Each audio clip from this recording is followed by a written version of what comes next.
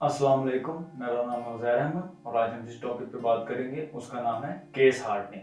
अब case hardening हमारे पास heat treatment process की ही एक टाइप है और इस प्रोसेस में हम सिर्फ और सिर्फ अपने वर्क पीस के बैरूनी खोल को, बैरूनी हिस्से को हार्ड करते हैं। हम उसको मुकम्मल तौर पर हार्ड नहीं करते बल्कि उसकी बैरूनी जो सरफेस होती है उसको कुछ गहराई तक हार्ड करते हैं। तो आइए सबसे पहले हम समझते हैं कि केस हार्डनिंग क्या होता है और ये किस तरीके से किया जाता है, इसकी कितनी इकसाम होती है। सबसे पहले हम समझते हैं कि केस हार्डनिंग क्या होता है। हमारे पास लेट्स से ये आपके पास एक स्टील का रॉड है जिसकी आपने केस हार्डनिंग करनी है। अगर इस रॉड को हम साइड से देखें तो इसका क्रॉस सेक्शन कुछ इस तरह आ रहा होगा। यहाँ मैं क्रॉस सेक्शन थोड़ा बड़ा बना रहा हूँ ताकि आपको सही तरीके से समझ आ सके।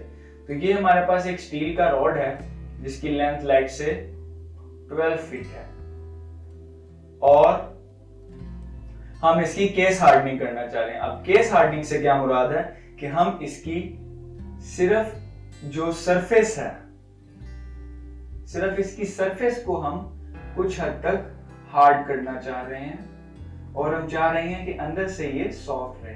तो अगर मैं इस तरह से इसको पिक्चर ड्रॉ कर दूं और इसको कलर में कर दूं तो ये जो ग्रीन कलर आपको नजर आ रहा है ये वो हिस्सा है जिसकी हमने सरफेस हार्डनिंग करनी है।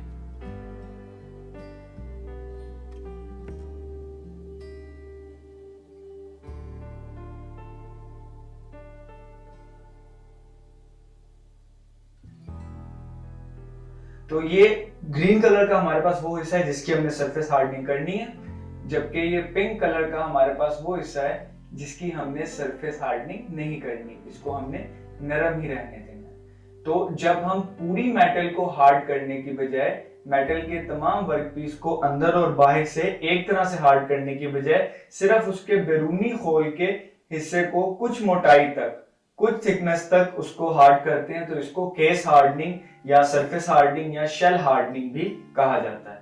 अब ये प्रोसेस किया क्यों जाता है? हमारे पास केस हार्डनिंग का प्रोसेस वहां पे किया जाता है जहां पे हम चाहते हैं कि हमारा वर्कपीस बैरूनी सतह से स्ट्रांग रहे लेकिन अंदर से वो नरम रहे। इसकी वजह क्या है? अब बाज वर्कपीस ऐसे होते हैं जिनको अपनी सख्ती बरकरार रखने के साथ साथ इम्पैक्ट लोड को भी बर्दाश्त करने की जरूरत पड़ती है। उनमें सख्ती के साथ साथ इम्पैक्ट लोड को बर्दाश्त करने की सलाहियत होनी चाहिए और उसके साथ साथ उनमें जो है वो लचक होनी चाहिए, उनको अपनी डक्टिलिटी भी कायम रखनी होती है।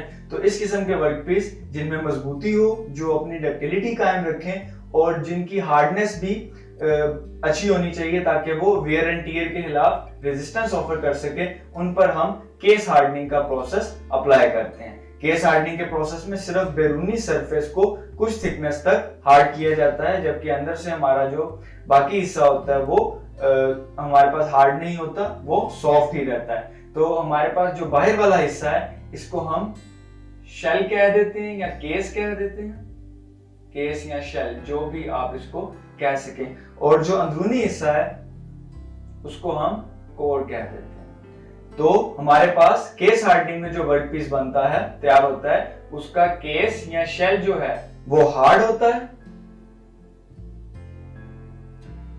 जबकि उसका जो कोर है वो सॉफ्ट होता है। तो इस तरह के वर्कपीस में हमारे पास सख्ती के साथ साथ डक्टिलिटी और टफनेस भी मौजूद होती है। अब ये किस किस्म के वर्कपीस पे किया जाता है? अगर हम बात करें कि हम जो प्रोसेस है वो किस किस्म के वर्कपीस के ऊपर अप्लाई करते हैं तो हम केस हार्डनिंग का प्रोसेस मेन कुछ पार्ट्स ऐसे होते हैं जिनके ऊपर अप्लाई करते हैं और ये वो पार्ट्स हैं जिनके ऊपर हमने ऐसा काम करना है कि वो सख्ती के साथ साथ झटके को भी, इंपैक्ट लोड को भी बर्दाश्त कर सके। जिस तरह से हमारे पास अगर आए यूजेस कि हम कहां कहां पे यूज करते हैं केस हार्डनिंग के प्रोसेस को, तो इसको फायर आर्म्स में या गन्स में यूज किया जाता है क्योंकि आपको पता है कि गन्स एक तो हार्ड होनी चाहिए ताकि वो देरपा हो सके, उनका जो सरफेस है, जो शेल है गन्स का, वो हार्ड होना चाहिए ताकि वियर एंड टियर अगर वो गिरें, किसी जगह से टकराती हैं ऑपरेशन के दौरान या अपने काम के दौरान, अपने ऑपरेशन के दरमियान में, तो वो टूटे नहीं, उन पे स्क्रैचेस नहीं आए। तो उनको हार्ड होना भी जरूरी है और साथ ही साथ जब बुलेट फायर की जाती है उनमें से, तो बुलेट के फायर होने से एक इम्पैक्ट लोड आता है जिसको बर्दाश्त करने की उनके पास सलाहियत होनी चाहिए। इसके अलावा गियर्स, तो गियर्स भी क्योंकि वो काफी हद तक लोड को बर्दाश्त करते हैं और एकदम से गियर्स आपस में आके जुड़ते हैं तो इम्पैक्ट लोड आता है उनपे, और साथ ही साथ उनमें हार्डनेस भी होनी चाहिए ताकि वो जल्दी वेयर एंड टियर का शिकार ना हो। उसके बाद क्रैंक शाफ्ट और कैम शाफ्ट वगैरह।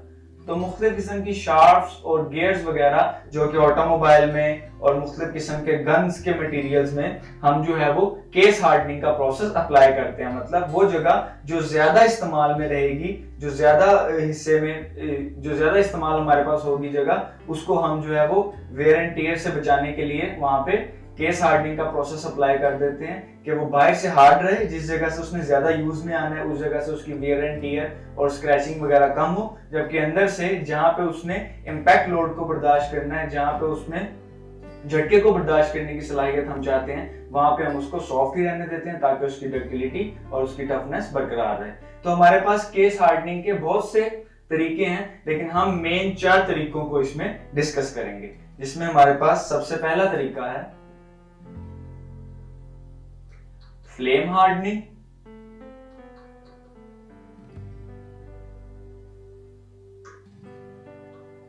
दूसरा तरीका है कार्बोराइजिंग, तीसरा है nitriding, and the fourth one is cyanide. तो ये हमारे पास 4 मुख्तलिफ तरीके हैं जिनसे हम केस हार्डनिंग का प्रोसेस कर सकते हैं। फ्लेम हार्डनिंग में जिस तरह नाम से जाहिर है कि जिस तरह एक शोला होता है उसमें हम आप कह ले वर्कपीस को पकाते हैं, मतलब वर्कपीस के ऊपर हम डायरेक्ट फ्लेम को अप्लाई करते हैं और जिस हिस्से पे एक खास वक्त के लिए फ्लेम अप्लाई किया जाता है वर्कपीस का वो हिस्सा हार्ड हो जाता है। तो फ्लेम हार्डनिंग इस तरीके से की जाती है। जबकि कार्बोराइजिंग में हम कार्बन को एंटर करते हैं, हम extra amount of carbon enter करते हैं वर्कपीस के बैरूनी खोल में, बैरूनी सरफेस में, जहां पे हम वर्कपीस को हार्ड बनाना चाह रहे हैं। तो कार्बोराइजिंग में हम कार्बन ऐड करके वर्कपीस की सरफेस को हार्ड बनाते हैं, उसके शेल को हार्ड करते हैं, क्योंकि जैसे ही हम कार्बन किसी चीज में ऐड करते हैं तो उसकी डक्टिलिटी कम हो जाती है, उसके भुरभुरेपन में इजाफा होता है, ब्रिटलनेस में इजाफा होता है, लेकिन साथ ही साथ उसकी सख्ती में भी खातिर हुआ इजाफा आ जाता है। उसके बाद नाइट्राइडिंग है, इसी तरह कार्बन की जगह हम नाइट्रोजन को दाखिल करके किसी वर्कपीस की सरफेस में उसको हार्ड बना सकते हैं। और चौथी हमारे पास वर्कपीस को सरफेस हार्डनिंग या केस हार्डनिंग करने का मेथड है सायानाइडिंग। इसमें हमारे पास सायानाइड नाम का एक केमिकल होता है जिसको हम वर्कपीस के अंदर एंटर करके उसकी सरफेस को, उसके होल को, उसके शेल को, केस को हम हार्ड करते हैं। तो ये हमारे पास 4 बेसिक प्रोसेसेस हैं जिसको हम अप्लाई करते हैं केस हार्डनिंग के तरीकेकार में, केस हार्डनिंग की हीट ट्रीटमेंट में। तो इंशाल्लाह नेक्स्ट लेक्चर में हम इनको 1 बाय 1 डिस्कस भी करेंगे कि फ्लेम हार्डनिंग हमारे पास क्या होता है, कार्बोराइजिंग क्या होता है, नाइट्राइडिंग क्या होता है और सायानाइडिंग क्या होता है। एक जनरल इंट्रोडक्शन हमारे पास इनका आ चुका है और इंशाल्लाह नेक्स्ट लेक्चर में हम इनको डिटेल में डिस्कस करेंगे। तो ये हमारे पास जो केस हार्डनिंग का प्रोसेस है, ये लास्ट प्रोसेस है जिसको हम हीट ट्रीटमेंट प्रोसेसेस में पढ़ेंगे। उम्मीद है आपको इस लेक्चर की समझ आई होगी। अगर इस लेक्चर के मुतालिक कोई भी सवाल, क्वेरी है तो आप पूछ सकते हैं। अपना ख्याल रखें। अल्लाह हाफिज।